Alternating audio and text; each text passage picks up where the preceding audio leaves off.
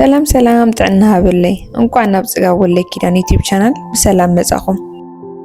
ሎሚ ኣብ ህይወትና ኩላትና ካብ ዘጋጥሙና ካብቶም ዝደኸሙን ልብ ዝትንክፉን ሕቶታት ኣዝዩ ስሜታዊ ዝኾነ ዛዕባ ክንርኢ ኢና።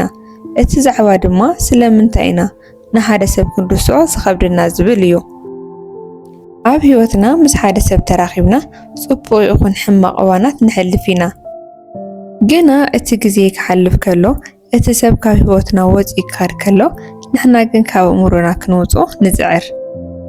ፈፂመ ክርስዖ ይህልና ነብስና ንምእማን ንፍትን። ግና እቲ ትዝታ ከም ብሓዲኡ መሊሱ ናብ ሕልናና ይመጽእ። እዚ ስለምንታይ እዩ ዝኸውን? ፀገሙ ናይ መዘከርታ ድኻም ድዩ ወይስ ምስ ናይ ስነ ልቦናዊ ኣቃውማና ዝተተሓሓዘ?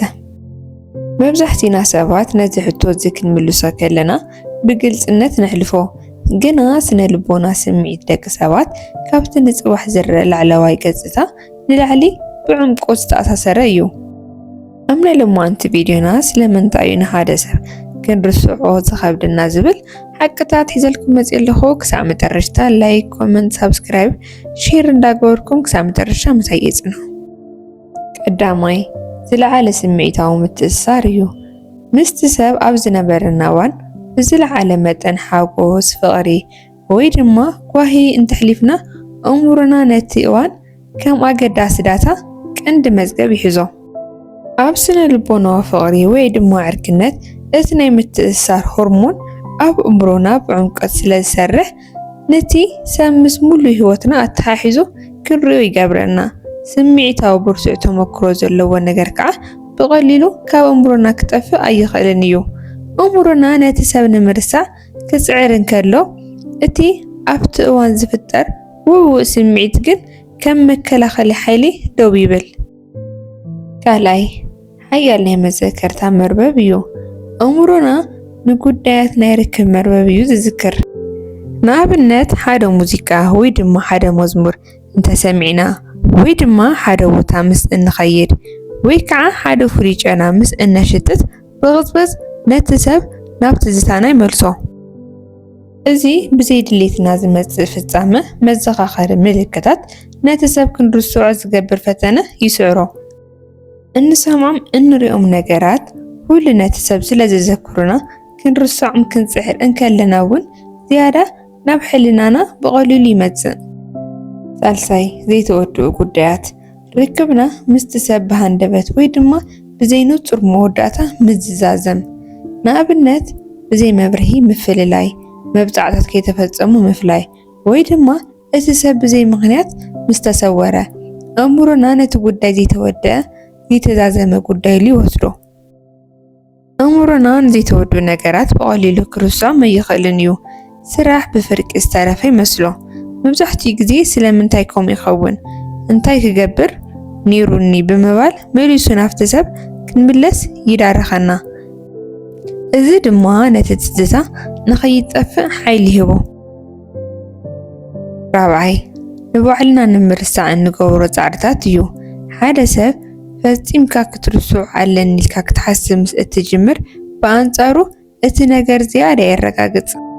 ኣብ ስነ ልቦና ሓደ ሕጊ ኣሎ። ንሓደ ነገር ከይሓሰበ ንምእዛዝ ሓደ ንኡስ ክፋል ካብኡ መሊሱ ነቲ ነገር ክከታተሎ ግድን ይብሎ። ስለዚ ንሓደ ሰብ ክንርስዖ ንዝያዳ መጠን ክንጽዕር ከለና ኣብ እሙሮና ዝያዳ እና ደጋገፍናዮ ንኸይድ ምድላይ ካብ ባዕሉ ንዝኽርነት ይውስኾ። ሓምሻይ ብዛዕባ መጻኢና ዝነበረ ትጽቢት እዩ። ምስ ሰብ ኮይና ንመጻኢ ህይወትና ንምህናጽ መደባታት፣ ሕልምታት ከምኡውን ዓበይቲ ትጽቢታት ነይርና ክኸውን ይኽእል። እቲ ሰብ ምስ ተፈለየና እቲ እንጽብዮ ዝነበርና መጻኢ ስለ ዝፈርስ እሙሮና ነቲ ዝጠፍአ መጻኢ ንምቕባል ዓብዪ ፀገም ይገብሮ። ነቲ ሰብ ጥራሕ ዘይኮነስ ምስቲ ሰብ ክህልዎ ዝገብር ዝነበረ ህይወት ስለ እናፈቆ ክንርስዖ ኣዝዩ ይኸብደና። ሻድሻይ ናይ ልምዲ ሓይሊ እዩ። ምስቲ ሰብ ክንነብር ከለና ንነዊሕ እዋን ዝተፈላለዩ መዓልታዊ ልምድታት ነይርና። ንኣብነት ንግሆ ቴሌፎን ምዝራብ፣ ምሸት ብሓባር ወክ ምግባር ወይ ድማ ኩሉ ግዜ ነንሕድሕድካ ምትእምማን። እቲ ሰብ ምስ ከደ እቲ ናይ መዓልታዊ ልምዲ ብሃንደበት ይዛባዕ። ኣእምሮና ነቲ ዝተሰበረ ልምዲ ንምቕባል ይጽገም። ስለዚ ኣብቲ ሰዓታት እቲ ሰብ ናፍቆ ከይንህሊ ዝገብር ጻዕሪ ይኸብድ። ሻውዓይ ፍርሒ በይንኻ ናይ ምትራፍ እዩ። ሓደ ሻብ ንሓደ ሰብ ክንርስዖ ዘይንኽእለሉ ምኽንያት ብድሕሪኡ ዝመጽእ ባዶነት ስለ እንፈርሖ እዩ። ኣእምሮና ነቲ ዝነበረ ሰብ ከም መከላኸሊ ወይ ድማ ከም መጽናዕቲ ገይሩ ይወስዶ ነይሩ። ነቲ ሰብ እንተጠፊኡ በይንኻ ክትተርፍን ነቲ ባዶነት ክትመልኦ ከም ዘለካ ክትሓስብ ከለኻ ስግኣት ይስምዓካ። እዚ ፍርሒ እዚ ነቲ ሰብ መሊስካ ኣብ ሕልናኻ ንኽትሕዞ ይገብረካ። ሻምናይ ነቲ ጽቡቕ መድያቱ ጥራሕ ናይ ምዝካር ተፈጥሮ እዩ። ርክብና ምስ ተዛዘመ ኣእምሮና መብዛሕትኡ ግዜ ነቲ ዝነበረ ጸገማት ብኣሰታት ወይ እውን ሕማቕ መድያቱ ረሲዑ ነቲ ዝነበረ ጽቡቕ እዋናትን ፍቕርን ጥራዩ ኣብ ቅድሚ ዓይኑ የቕርቦ። እዚ ድማ እዚ ሰብ እዚ ኣዝዩ ጽቡቕ ነይሩ ኢልና ክንሓስብ ይገብረና። ስለዚ እቲ ናይ ናፍቖት ስምዒት ይጋዋሕ እሞ ክንርስዖ ኣዝዩ ይኸብደና። ሻሽዓይ ናይ ደቂ ሰባት ተፈጥሮኣዊ ድሌት ንምርዳእን ንምቕባልን እዩ።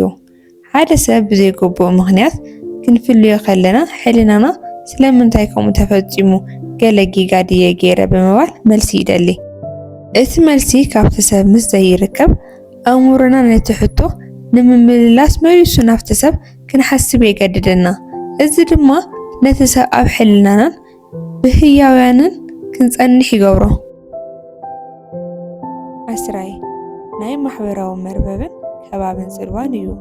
ምስቲ ሰብ ብሓባር ዝገበርናዮም ዕሩኽትና ዝዕለልናዮም ቦታታት ከምኡ'ውን እንኸዶም ዝነበርና ከባቢታት ክንርኢ ከለና እቲ ከባቢ ባዕሉ መዘኻኸሪ ኮይኑ ይስዕረና። እቲ ከባቢ ምስ ተቐየረ ወይ እቲ ሰብ ዝግለጸሉ ኩነታት ምስ ተረኸበ ንሓደ ሰብ ብቐሊሉ ንምርሳዕ ዝገብር ጻዕርታት ይፈርስ። ክቡራት ተኸታተልተይ ናይ ሎማዓንቲ ቪድዮና ነዚ ይመስል ነይሩ። ላይክ፣ ኮመንት፣ ሼር፣ ሳብስክራይብ ምግባርኩም ኣይትረስዑ። ኣብ ቀጻሊ ብሓድሽ ሓሳብ ብሓድሽ ቪድዮ ክሳዕ ንረኸብ። ሰናይ ግዜ